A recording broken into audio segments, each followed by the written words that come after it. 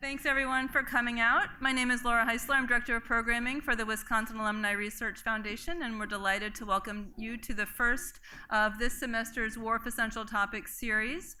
If you haven't been here before, we try in this series to cover topics that are really important, particularly for the campus community, in thinking about technology commercialization, entrepreneurship, and combining research with invention and those kinds of endeavors. And so we will be tackling a number of topics, actually, in the next couple of weeks, and I'll point to those in just a moment.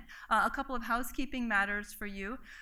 We do videotape all of these, so they're available for you to look at on the WARF website. Because we're videotaping, we ask that if you ask a question during the Q&A that you wait for a mic to find you, because that's the way that everyone will be able to get the benefit of your question on the video. So if you could be patient, we will have mic runners and we'll get you a mic. Also, all of these kinds of sessions are followed by a networking reception, and that this one will have that as well. So following the talk today and the Q&A, behind you in the South Atrium, we'll be having some food and beverage. We do ask that you have a name tag so that we know you're part of this session and not someone who just happened to be in the right place at the right time. So if you didn't grab one, please do. If you would like to be on a mailing list, if you didn't get an email you found out indirectly and you'd like to be on one, we are capturing that information out at the desk as well. I just want to point very briefly to some upcoming sessions that may be of interest. Next week on next week on April 20th from noon to 1, so a little bit of an unusual time. We are going to be welcoming a patent examiner from the U.S. Patent and Trademark Office who is going to be having a session on updates from the Patent Office. This is part of a program of outreach that the Patent Office has across the country to talk about happenings with respect to applying for patents, changes through patent reform, and something that may be of interest to students, either here or students of yours, opportunities to work with the Patent Office and build careers. And so an email will be going out about that, I believe, today and tomorrow. And then at the end of the month, we will be having a session back at this same time, again, WARF Essential Topics, featuring a discussion of how promoting diversity in terms of inventors and entrepreneurs has benefits for everyone, not just the individuals involved. There are some really staggering gaps among inventors and entrepreneurs in terms of who is represented, and we'll be hearing more about that and hearing from some very successful women who have made some impacts in their environments. And so we encourage you to look for that announcement and to attend that one. And with that, I will move directly to this afternoon's session and introduce our keynote speaker, Brian Fox, who will talk for a few minutes and then bring up a panel and facilitate some discussion and invite your questions. Brian Fox became Associate Vice Chancellor for Research Policy just this January, following about a decade of working at the campus administration level on various issues relating to conflict of interest. And in that capacity, he is moderating the session today. In his day job as a faculty member, Brian is the Marvin J. Johnson Professor in Fermentation Biochemistry in the Department of Biochemistry. With that, I would like Brian to come on up and get things started.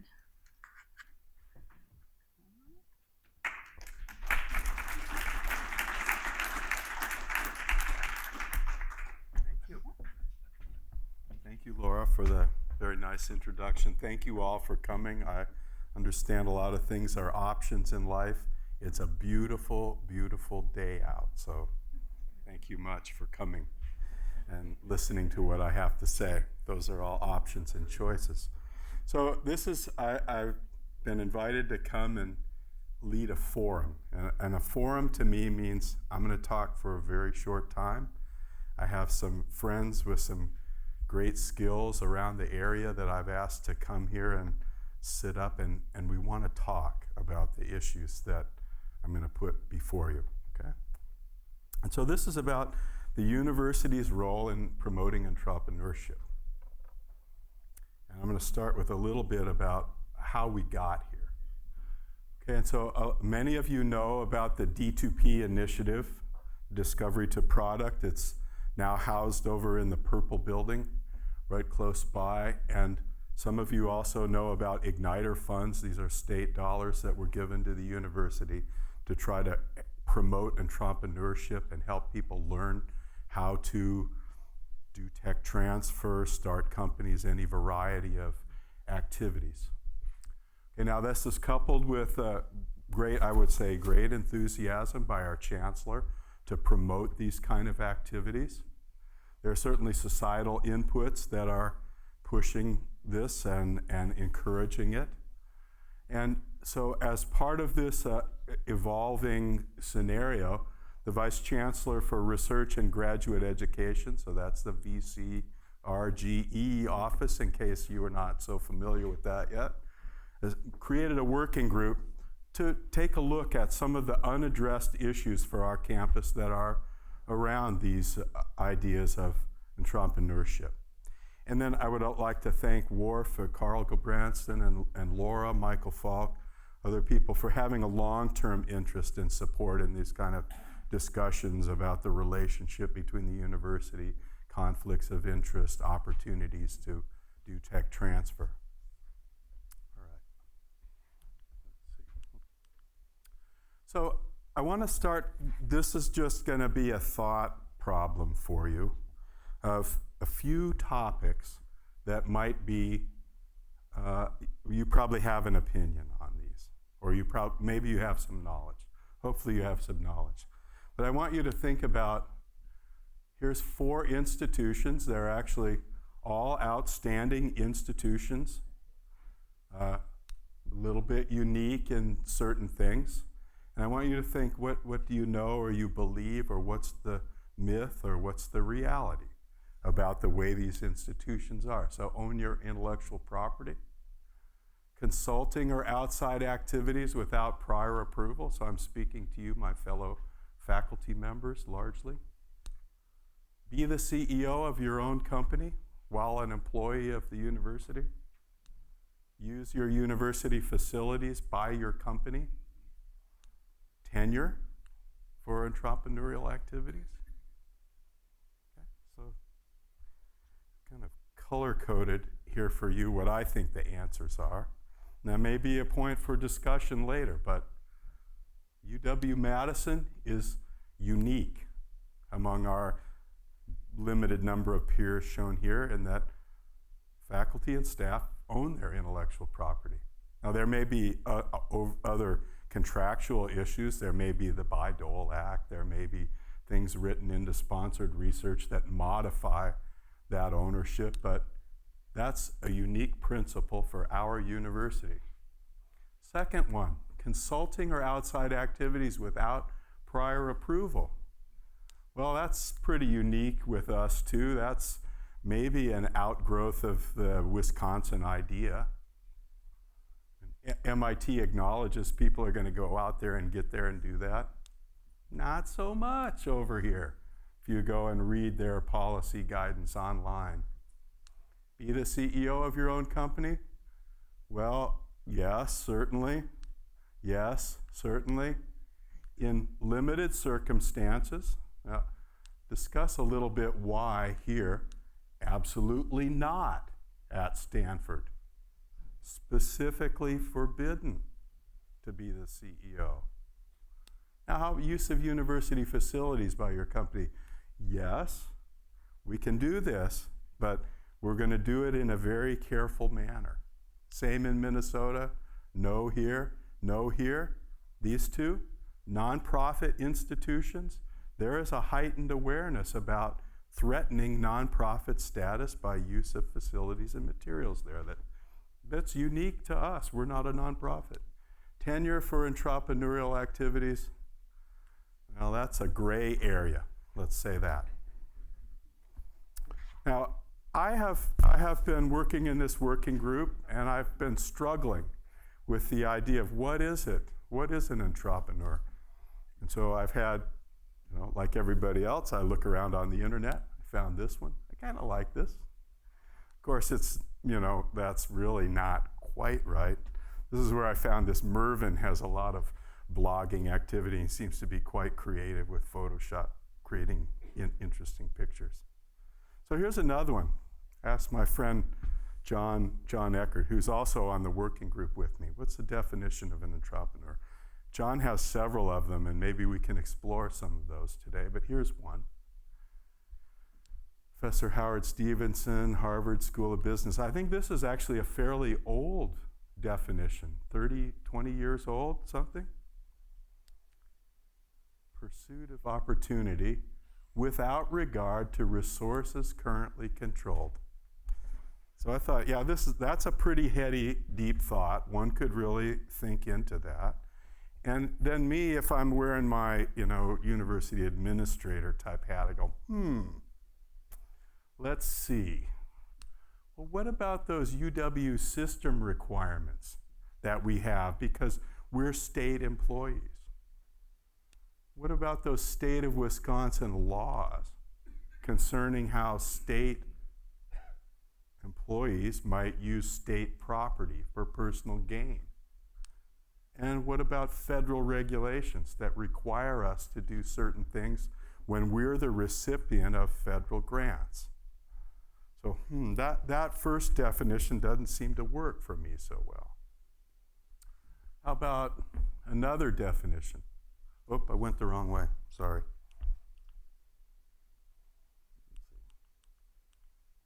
About this one.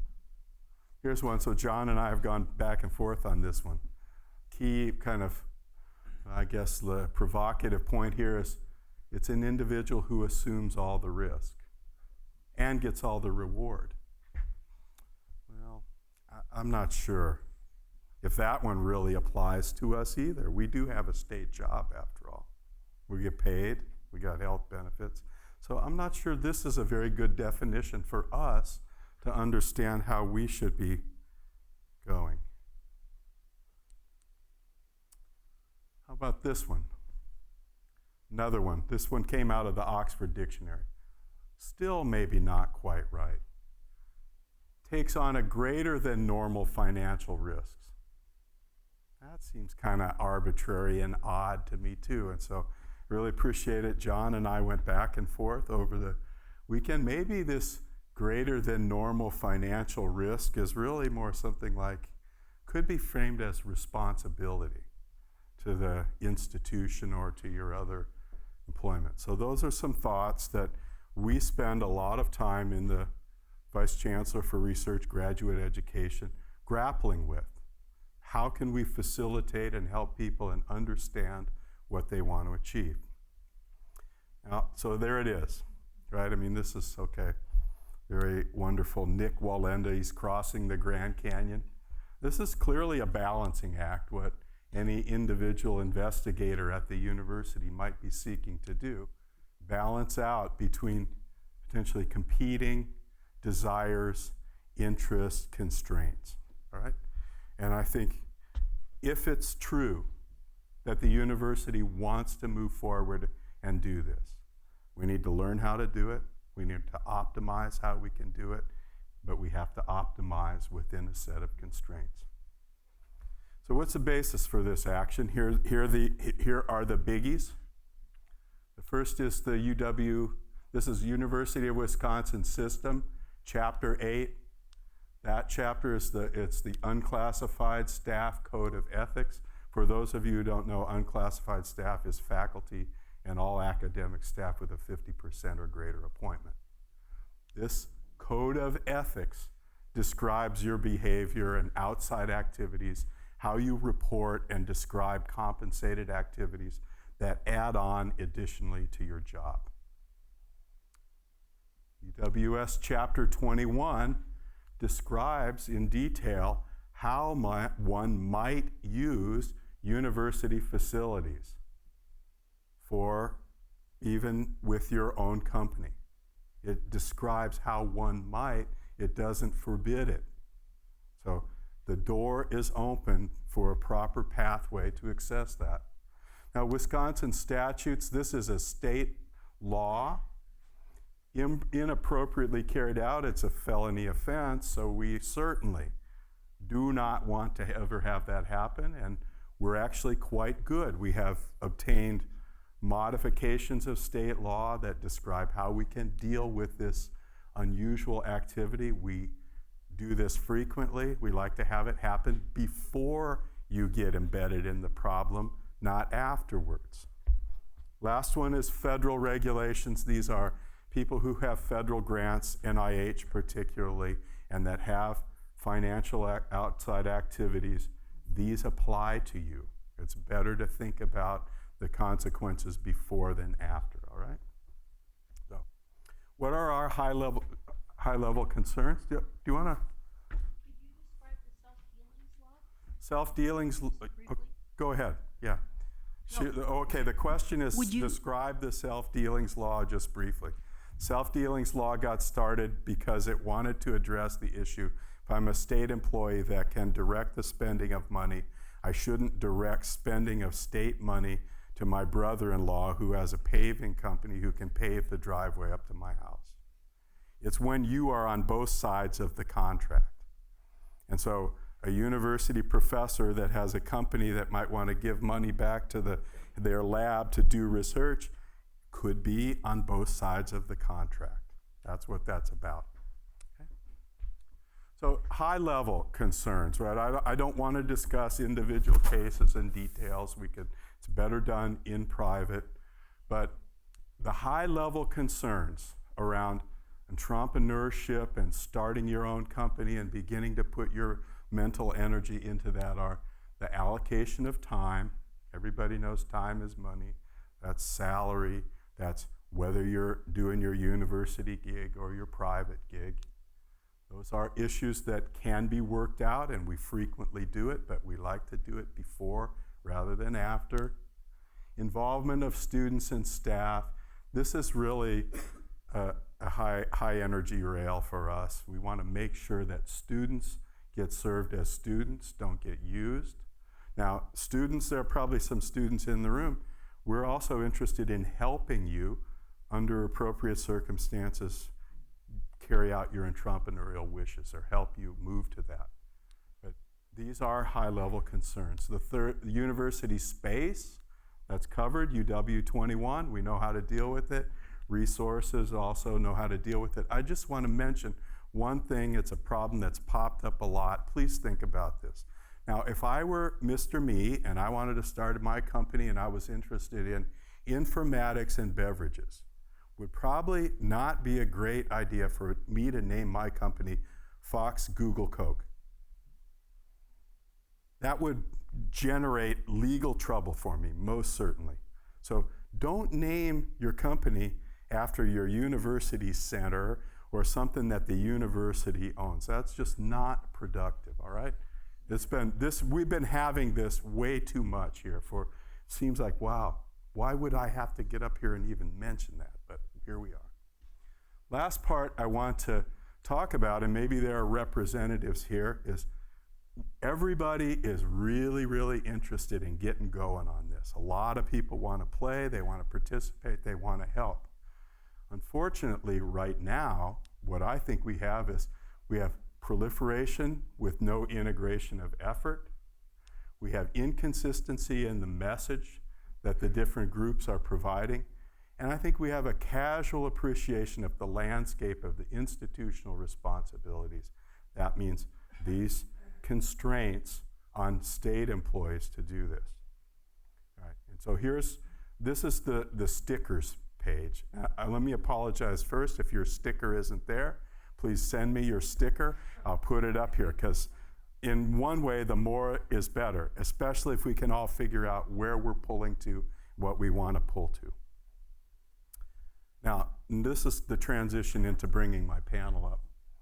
These are some of my thoughts of in the near-term future, things that we really need to address as a collective group to make this better. The first is, I think, we need some education on what it means to be an entrepreneur. How do we get there?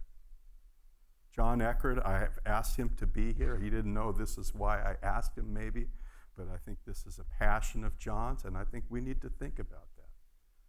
We need clear entry points and pathways for investigators to proceed down this path. And so I've asked Gail Robertson to come and be part of the panel. She's a professor of neuroscience. She is an inventor. She has been part of the D2P and Igniter program recently, and so has some valuable experience, and I hope you'll engage her on what happened there. Then last one is the role of the institution, our supporters and investigators regarding all these things. And so I've got Carrie Tomei here from WARF. I'll try to speak for the institution. Carrie has some, I think, unique ideas on how WARF might contribute. Hopefully some of you will have some ideas on how either you as university people or outside the university might participate. There's the panelists again. Where can you go? Here's a website. Please go to the Vice Chancellor for Research and Graduate Education. We're trying to make this easier for you to find what the policies are, what the pathways might be. And so I'm not fancy enough of a computer guy that I can show the pull-down screen, but researchers, these are the kind of things that we're thinking about, trying to facilitate for you that you need. And then industry and other partners, here are the kind of things that you need to facilitate your work with us. So with that, I'll close, and I'd like to have the panelists come up and give them a couple of minutes to make an opening statement about who they are, how they got up here, other than the way I said they got up here. Maybe they want to refute what I said. All right. So my name is John Eckhart, as you can see on the card here. I'm a professor in the business school in entrepreneurship. I'm also the executive director for the Weinert Center for Entrepreneurship, which is essentially an education institution inside the business school devoted towards training in entrepreneurship. As Brian alluded to, I think in part I'm here to kind of talk about this big question about entrepreneurship education. Can it be taught, and essentially what are we doing about it? I'll just say a few opening remarks about that now, and maybe we can dive into it later if this is a topic of interest. But one way of thinking about this is to kind of frame the null hypothesis, right, or another hypothesis. And this is that entrepreneurship is best learned just by doing it, okay? And this is what we hear a lot in the community about this, and I think it's an argument which has a fair amount of validity to it, okay? But I think about it in a variety of different ways, or basically in three buckets. The first is that I turn to those people that are learning from just doing it, okay? And I look at how their career progresses. And I'm going to share with you a generic version of a conversation that many of you have probably had with experienced entrepreneurs. And it goes something like this. They'll say, I'm on my second venture or my third venture. And when I did my first venture, I did these 4 things in the wrong way, right? And I'm not going to do them again in my second venture or my third venture because that really was a debacle, right? And as they're saying this, and sometimes they'll be saying this as they're talking to a room full of my students, they're basically providing an account of the benefit of education, right? Because a lot of times what they're talking about, their experiences from their first venture, are things that other entrepreneurs have experienced as well, and that they could have learned from reading ahead of time or looking at case studies or the academic literature on entrepreneurship. And if they had done that, they wouldn't have had to suffer through potentially 3 or 4 years of having a lower salary and having their venture fail and potentially losing their investors' money. So I think the first group of folks that are just doing it, I think they're also providing some evidence that potentially there is something to be learned here. The second is if you look at sort of the private sector, and not to say that they're necessarily right, but just to kind of observe what they're doing. At the current moment, there's an immense proliferation in training programs and mentoring programs that are coming from incubators, private accelerators, and different initiatives like this. And they're basically centered around a model, or a very large portion of the model includes mentoring and training coming from more seasoned entrepreneurs or academics that are providing information to those that are just starting out or have less experience in a particular industry. And the idea that maybe this will help increase the chances of their success. Okay, and these are people that are basically spending their own dollar on setting up these kinds of training operations. The third thing you might ask me as a professor and say, John, let's set all that aside for a second. Let's just talk about the scientific evidence. Right? What do we know out there about the effectiveness of entrepreneurship education? And what I basically say about this is that there's some pretty good studies and some good research that's been done that basically questions the effectiveness of entrepreneurship education. Right? And sort of like my favorite model of this is that people have done as close as you can possibly do to get to these randomized controlled studies. And what they'll do is they'll examine a particular training program. And they'll start with a bucket of entrepreneurs, and they'll literally randomly assign some of those entrepreneurs, or people who want to be entrepreneurs, some kind of entrepreneurship training. And then they'll have this control group of folks that don't get the same kind of training. And some of the research that does this literally shows no benefit of training. All right? We should keep that in mind. But there's also research that looks just like that does show benefit of training. And so what I infer from that is there's definitely poor quality training programs that are out there, and if you participate in one, you're probably not going to be better off. There's also potentially high quality training programs out there that if you participate in one, you're probably going to be better off. And that's essentially the state of what the academic literature has to say about the topic. And so just kind of give you a quick sense of like how we're applying this here at UW-Madison across maybe like 1,500 students in a variety of different programs and faculty as well, is that we're running an education platform that includes in it at the core instruction from research faculty and former and practicing entrepreneurs. So we're betting on both bodies of knowledge. We have course-based instruction. This means that people are taking exams, viewing lectures, and so on about entrepreneurship. We have experiential programs. There is a law and entrepreneurship clinic just over here in the building, which is a fantastic opportunity for students to learn about law students to learn how to practice law in the domain of entrepreneurship. There's also like a similar clinic also over there as well for business students to learn how to apply skills in entrepreneurship. And we bet heavily on this idea that whenever possible, you should integrate the coursework with the act of doing entrepreneurship in some manner or way. And so to give an example of this, we have a course, it's an introductory entrepreneurship class, open to students from all across the campus, and no prerequisites at all. And this includes in this class taking exams, listening to lectures, guest speakers, and so on. But also includes a requirement that every student in this class engage in an entrepreneurial act, okay? And in this academic year, up until this point, students in this class have earned $70,000 in revenue, which is pretty cool, right? And that, I don't want to focus so much on that particular number, and I want you to think about what's happening to them as they're putting the pieces together, right? They're watching these lectures, they're reading textbooks, and then they're also forced to apply this in the field to try and get a sense of what is working and what is not working. So I'll stop there and move over to Gail, but I'm happy to take any questions about the entrepreneurship ecosystem and education and so on. Hey, Gail. Thanks, John. Very interesting. I guess I'm here as a case study or something of the people who go through this Scientists to process. scientists. Yeah. So I started on the faculty with my own laboratory in 1992 when I was 12. That's for Carl. And I was always dedicated to basic science, like so many faculty here at UW-Madison. We are here to push the envelopes of what we understand about the natural world in the case of biologists, in any case.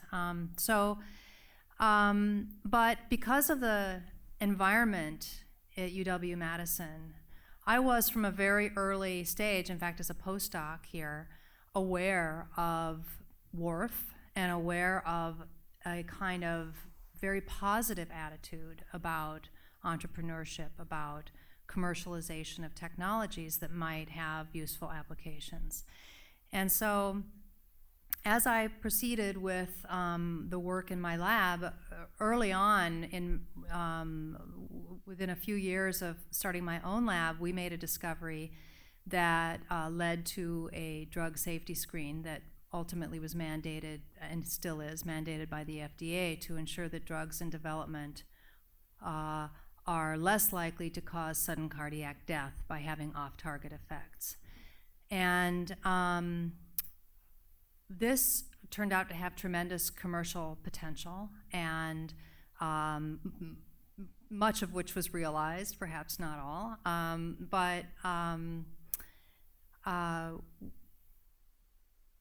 From that experience, it was an example of learning kind of the hard way. In fact, I think in those days, WARF and the faculty were kind of learning together. You know, we were breaking into new areas and kind of trying to figure out how this sort of commercialization could come about. And so as time went on, I went back to my basic research but I was actually troubled about something that emerged from our research, which is that although the drugs that are developed now are safer than they were before the drug safety test went into effect, it's also had the effect of closing down the drug development pipeline. So we have fewer drugs. So we have to ask ourselves, at what cost do we have safer drugs? And this has always been kind of gnawing at me, and I thought if I could, in my career, somehow kind of turn that tide so that we can reopen the drug safety or the drug development pipeline safely, that would be a very rewarding step in my career. So I discovered that I could do that in part through regulatory activities by consulting with the FDA and talking about ways to get around this. But also, we realized that we could make a contribution with some additional basic science that had emerged in my laboratory. And that's kind of when I had this opportunity with the D2P program to get support to do that. Now, I think I can tell you about the risk that academic faculty face becoming entrepreneurs, and it's not that we're putting up our own money and we're standing to lose our own money. We stand to lose our time, our precious time that we need to put into our basic research so that we can publish and we can get our grants renewed, and we don't have extra time to take on major hobbies. Otherwise, we put those activities at risk. So when we take on that risk, we have to do that very carefully and with some caution. But the D2P program really provided me with this great opportunity to number one, have support so that I didn't have to try to wheedle, getting some work done in the lab from my NIH grants and borrow here and there little pots of money. I mean, this was, the kind of funding that we needed to actually get this job done, to test this new drug safety test. And one of the as an educator, one of the more rewarding aspects of the D2P program has been that I brought a postdoc along with me in this program, and together we took the Lean Startup entrepreneurial training. We had to go through all the activities, because John Biondi was always telling us we weren't doing enough, and it was, you need to have a taskmaster in these activities, and it paid off so that Greg, my postdoc, Greg Starrick, did a couple dozen voice of the customer interviews to understand what would it take to have our new technology adopted. And this was not easy for him, and he did it in his spare time because he was also a postdoc needing to fulfill the aims of my NIH research grant.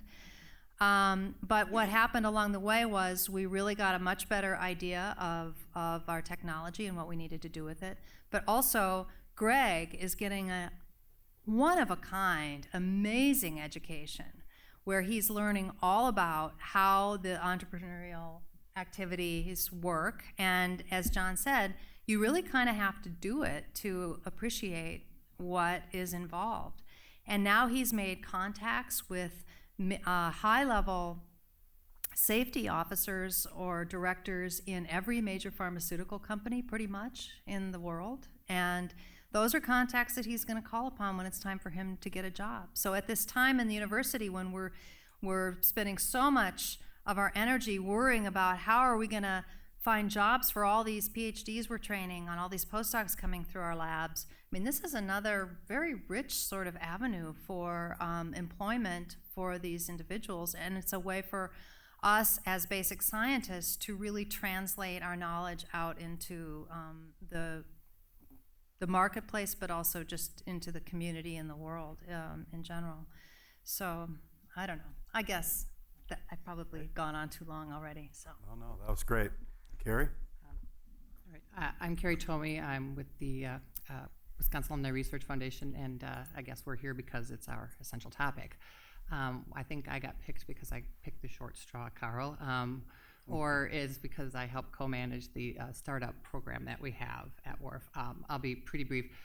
I've been actually at WARF almost 14 years, and since we started this program, we've probably, as Gail was suggesting, we've come a long way in our programs and trying to improve them, trying to get technologies out. Startups are becoming a more and more important avenue for us to do that, so it's important to us that we have good, solid startups that can take the technology and develop it and help us succeed in our mission.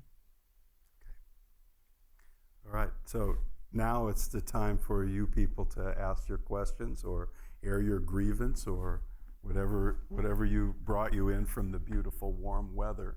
But please, we'll bring the microphone to whoever wants to raise their hand.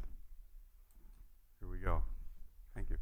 Do you say your name before you? Sure, Christopher Harrison. So I'll get the ball rolling and see where it ends up. But one of the things that I have a startup that I've been developing, and one thing that I also have a role at the university. So I wear two hats, I guess. Yeah. But one thing that I've found is that there are uses for the university, or uses within the university of products that are developed within the university, that it's very difficult for the university to repurchase from startups.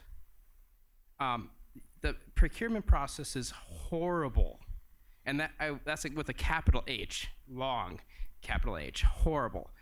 And I realize like there's some DOA stuff that's really hard to get around, but is there anything that could make it easier within the university system to help startups with the selling back, I guess, of products to the university? Thank you. Well, I'm going to say something, and then I'm going to ask you to say something. You don't want to say anything? I will say, first of all, I think it depends what it is for the first part, right? I mean, I think you really can't expect the university to generate some kind of a unique, special relationship with you and your product just because you work at the university. So there's perhaps one thought. Now, if it's a unique product, well, I think that's maybe a different discussion, but who would you talk to? And I guess you need to talk to probably Office of Corporate Relations. It really depends on what the issues are. I mean, you'd have to be really careful about, for example, if your lab wanted to purchase large volumes of the product, you couldn't obviously be involved in that decision. That would have to be taken, because you don't want to get into the self-dealing aspect of it, where it looks like you're using your influence on both sides of the table to benefit yourself financially. But without knowing the details of what your wonder product might be, it's hard to know. Sure. Well, I appreciate those comments. So one of the things that I've come across is that the university has an RFP procedure, a request for proposals.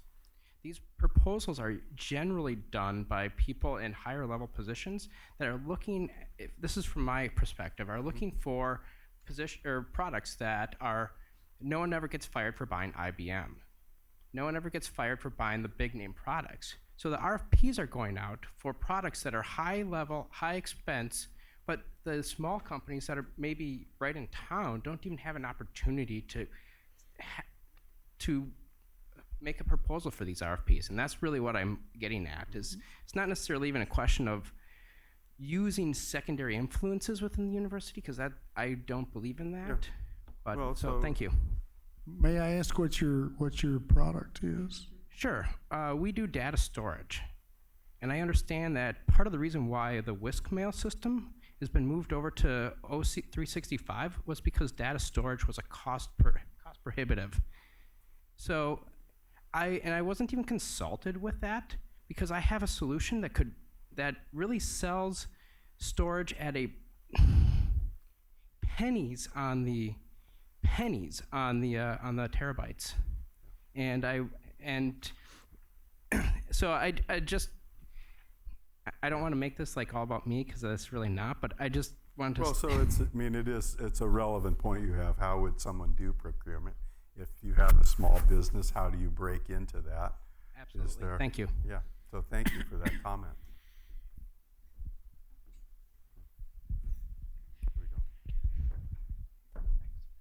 go. I think this one's for John and Gail. We talked about John suggested that education can help entrepreneurs, and we'll take that, we'll go with that premise. Gail, in your experience, is there a way the university does or could educate faculty?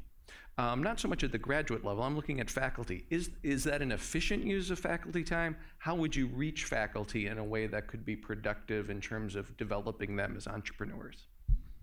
Well, I think the D2P program is doing that. That gives faculty an opportunity to get that kind of training.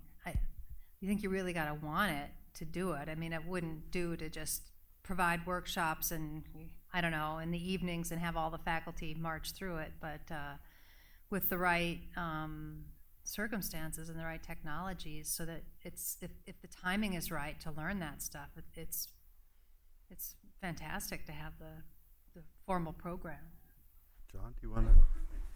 Yeah, I guess that there are, I think, 2,100, 2,200 faculty on the campus, and I think something Gail said earlier about these are individuals with very high opportunity cost. And I think that's just something that we very much struggle with, where there's a lot of knowledge that one could provide to somebody before they're even thinking about going down this path that might help them decide whether or not they wanted to go down the path of becoming a faculty entrepreneur. But at the same time, their availability in time to participate in a program like that, let alone their willingness if they had the time to do it, it's just so limited that at the moment we have a large body of knowledge, I think, to plug into this, but we struggle to find the right kind of format to do that. So if there are any suggestions in the room about how we could best effectively do that, we'd certainly appreciate it. At the moment we have, if you want to get a sense of like the kinds of activities we have on one end of the spectrum, you could, I'm not saying you should, but you could major in entrepreneurship and spend 2 or 3 years getting a major in that topic. And then on the other end of the spectrum, we have a very short 1 week full immersion program in entrepreneurship for mostly targeted towards postdocs in the life sciences and the physical sciences on the campus. That's kind of the range of the things that we do right now. But we could also run a series of seminars, and there's also many things available at the moment, like the Entrepreneur On series. So if you have suggestions for us, please let us know. I'm going to let John make one comment about the D2P training, because this is since you're something inviting that's me, coming. But one thing about D2P is that our mission is in some ways very clear. John at the business school has a mission of teaching and learning. At D2P, our mission is very clear. Ours is strictly about commercialization. We feel that we achieve a fair amount of teaching and learning through our commercialization process, because you have to come into our process with a project, as Gail mentioned, and so the learning is very intense. I mean, it's about your project, and it's focused on your project. So it's very intense in that regard.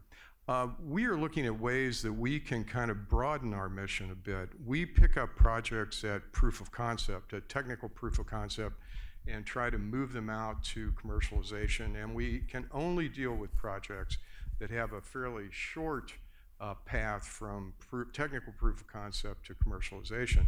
We're looking at now ways to kind of apply our processes to things that start from an idea and move them out to kind of technical proof of concept. Begin working with a project specifically, but at a much earlier stage, and moving them forward from there. So I think this involvement of the project with the innovator is a very intense way of doing it, and I appreciate Gail's comments. We feel like we have been able to turn a light bulb on for many of the postdocs, for instance, that have been involved in the project, and we think that's good, that they'll go on possibly not in academic fields and maybe do some entrepreneurial projects outside of academia.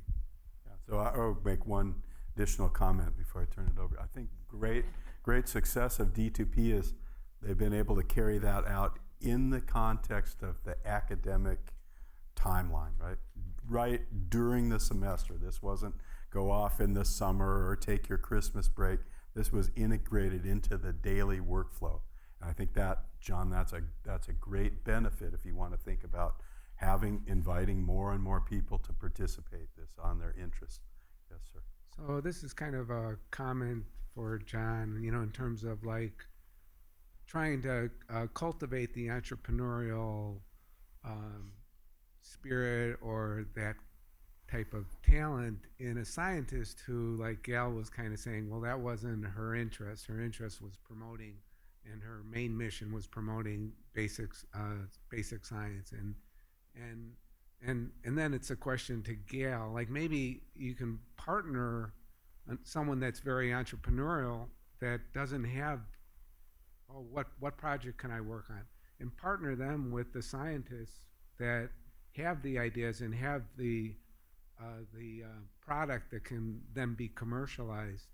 And then the question to Gail is like, what would you have seen better or different in terms of like the early relationship with WARF to kind of get your first product out there?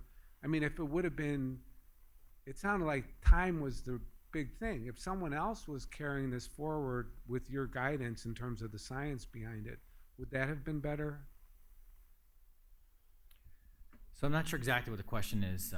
I know what my question. The question is to Gail. The comment was to yeah. And you said you were looking for ideas in terms of how. If someone else could have done the time-consuming stuff, would that have made it work better? I mean, one of the things that we were considering way back when, in the mid-'90s, was whether to start a company that would be a CRO, a contract research organization, to do the actual drug safety testing.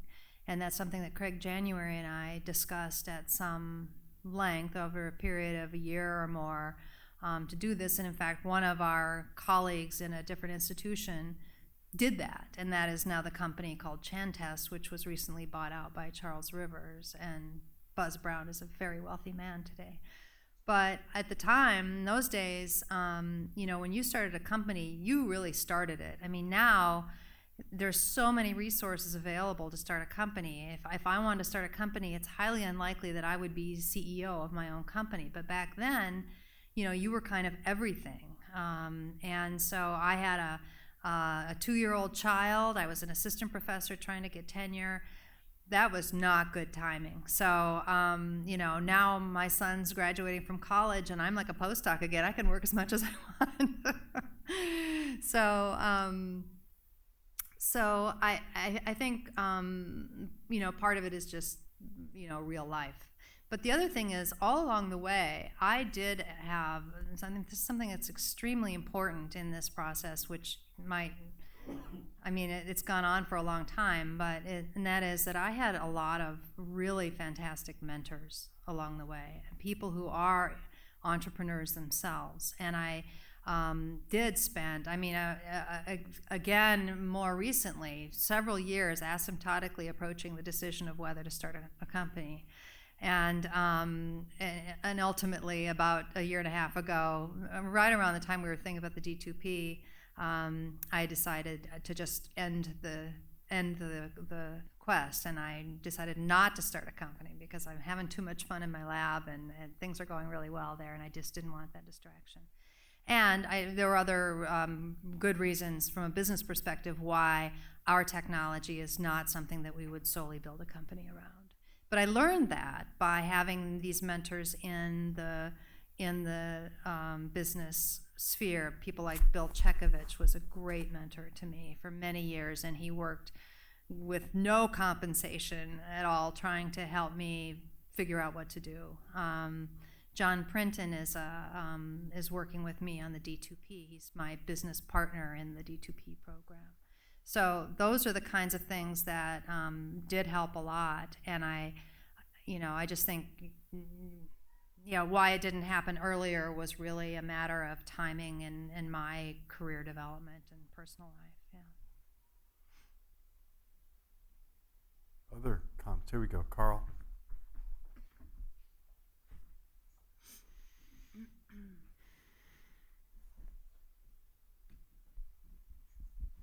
So I'd just like to ask all three panelists, what are the barriers here? What should we be doing differently that we aren't doing? And what rules, regulations you're aware of for the university that are real barriers and problems for us?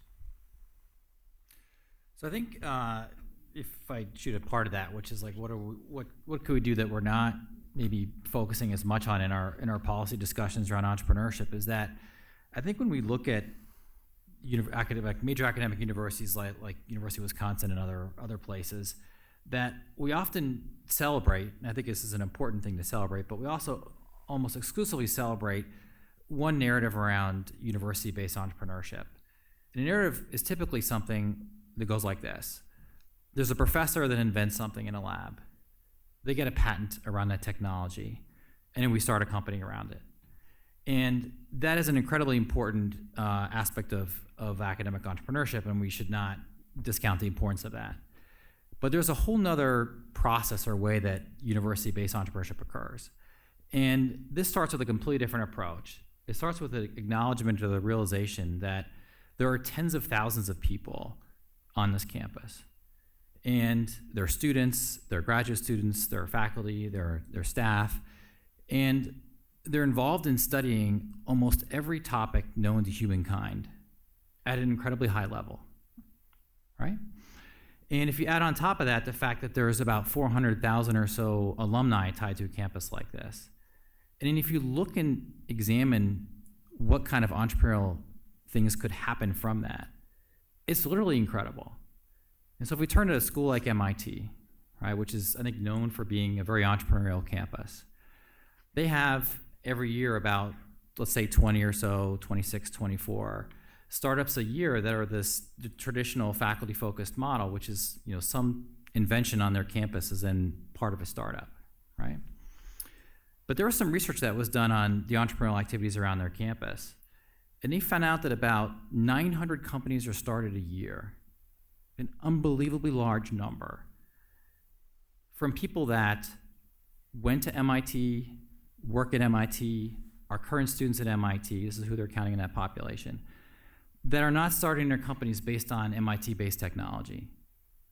But instead what they're using is they're using their skill sets that they learned while they studied when they were at the school, and also their career that followed that.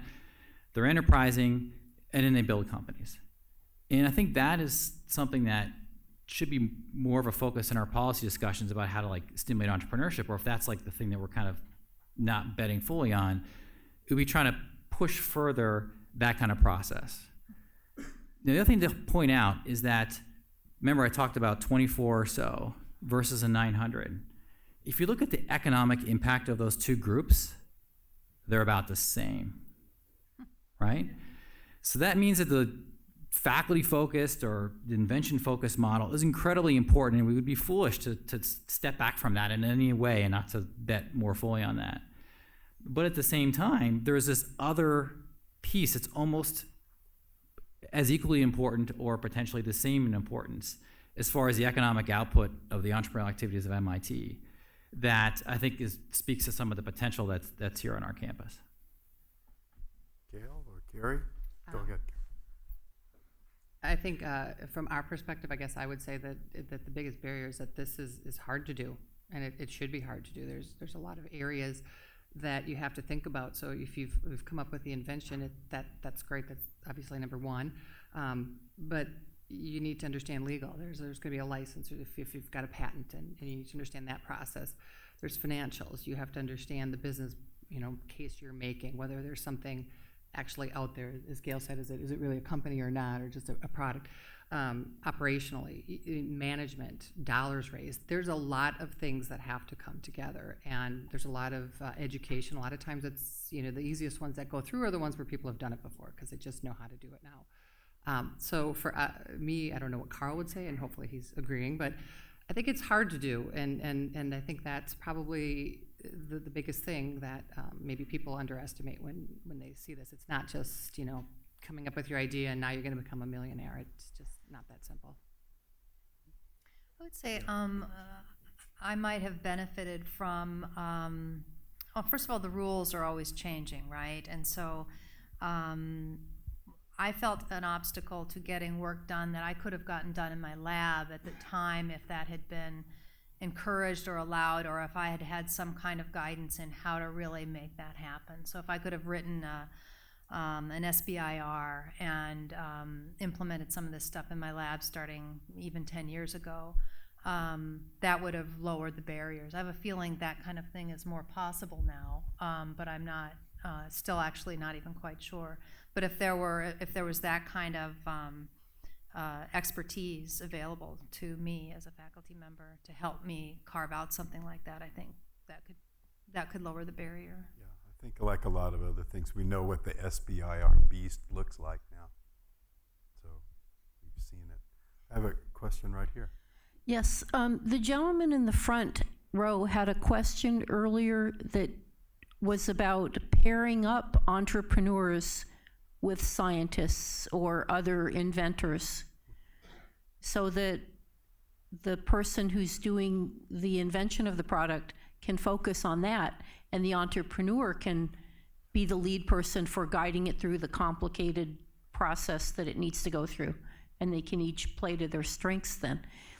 Does the university anticipate not just providing some general guidance, but maybe contracting with people or splitting the eventual profit or something, and being the guide through that process? Let me let John have a first crack at that, just on the right behind you. Just on the idea of how do you bring people together that want to participate. Let's not really divide up who owns something that we don't even know what it is yet. Yeah. I can answer that for D2P in a couple of ways. First of all, the projects that we have come through that are heading towards startup, one of the key things that we try to do with those projects is to match them with C-level people that can take that project outside. You have to explain maybe what C-level. I'm sorry, with a CEO or senior management level people that can take that project outside and get it funded and help it become a company. More specifically, though, to the question, the next group of projects that we're taking in right now, that we've gone out and we've done a call for submissions around campus. We not only did a call for submissions for projects, but we did a call for submissions for what we call members at large, for people that don't have a project, but that would like to participate in one. And so we're going to have a little kind of high school mixer sort of thing where we try to get the finalists from the project side together with the people that put forward their names as members at large that would like to work with the project. So we're going to try that. Now again, D2P is just a tiny slice of entrepreneurship here on this campus, but that's at least a couple of things that we try to do. One, connect projects that are heading towards startup with outside people that can lead them, and then also connect projects that are in this process with people here on campus that can help out and work with them. We also have a mentoring program where we try to connect mentors to these projects as well. Great. Anybody? Here's another one to take the mic right here. Right here, this gentleman hasn't had a chance. Hi, Alfonso Gutierrez. And I believe that we have a gap. I'm interested in fast dating, meaning I like to have a repository of kind of the what do you know and what you are good at. It's very difficult in this university to figure out who knows about what unless you are in the department or unless you go in the traditional who knows who and get to a lot of dead ends. Mm-hmm. So what I'm suggesting is similar to dating online, is that you may have a repository of competencies that you want to expose, and people could match up with you and discuss ideas even before you actually jump into a project. Because I have a number of ideas where my competency in chemistry, for example, is very limited. And there is a chemistry component in my idea that I want to discuss with somebody who knows about that. But I don't want to go through the whole process of formalizing a lot of projects and documents. The second idea is that nowadays, I think the new wave of technologies coming out is not about, I have an app for that. We have to develop now systems that requires a lot of interdisciplinary, not necessarily entrepreneurial and the inventor, but multiple inventors working together. And I believe we need to foster that part of making it easier to get all these people designing systems rather than designing apps. And that's part of what many times we are too much focused on. I have something that could be patent, and I'll tell you, many of the opportunities for entrepreneurials are not patentable, are more integrating things that are already there. Yeah, I think your idea of some kind of a network or connections of people and skills and interests is a good one. Got another something? So I don't know if this helps you, but do you know about this discovery portal? If you go online and just Google discovery portal, UW-Madison, it is a listing of competencies among the entire faculty staff at UW-Madison. Tells what they're working on, what their interests are, what their publications are, how to contact them, and so forth. Very easy. It's got a Google-like search engine on it. Easy to use. I think there's also on the WARF website a list of technologies, right, that are available. Yeah, that's true also. Others who haven't had a chance to talk. Jim. Boy, the microphones are rushing toward you. So I'm Jim Dahlberg, and I was one of the co-founders of Third Wave quite a while ago. And I just want to answer Carl's question about barriers that we were confronted with. And one of the big barriers, of course, is angel investment and venture investment. And I think this whole community could, stand for, could benefit from having more aggressive investors to help the community. I know a lot is being done, much more so today than it was when we were starting. But it could use more. That's a big thing. And one of the rules that we had, even though we were short of money and doing a lot of self-financing ourselves, one of the rules we had was if we were going to bring in a substantial amount of money, of course the investor often wanted to have a board seat. And we turned down several investors simply because they were going to bring money and not expertise, because it was Lloyd Smith in chemistry and myself and Lance Fors, three academics, and we knew our shortcomings. And Lance, fortunately, was a much better entrepreneur than Lloyd or I ever hoped to be, and so he really pulled us through a lot. But we really benefited by keeping in mind that we don't know everything, and we need to bring in people who will give us the expertise that we lack. Thank you. Carrie, do you have anything you want to say about investment in, say, my company? Wow, that's a pretty broad. Do I have anything? I left it as broad as you can. Is this the wrap up? Is this where we're going, Brian? Or? No, I don't know if it's the wrap up yet. People seem to keep thinking of ideas. We're gonna stay here until everybody needs a snack or something. Keep seeing hands going up. So. I'm sorry. What is the question? What would you like me to address? Well, coming to Jim's problem of, I just have a company, Sure. but I need funds, and I think Jim would agree that there's a fair amount more of funding available. There's a lot more resources. There are places like Generator, other places that will help you get started.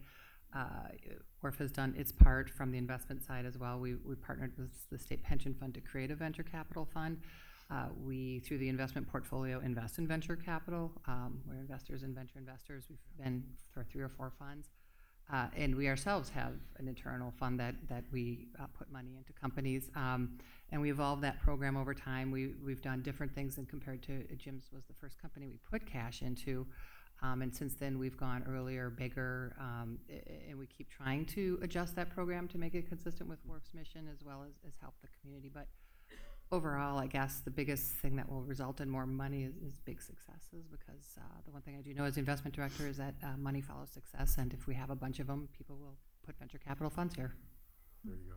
Just one plug for the seed fund. You want to say anything about that?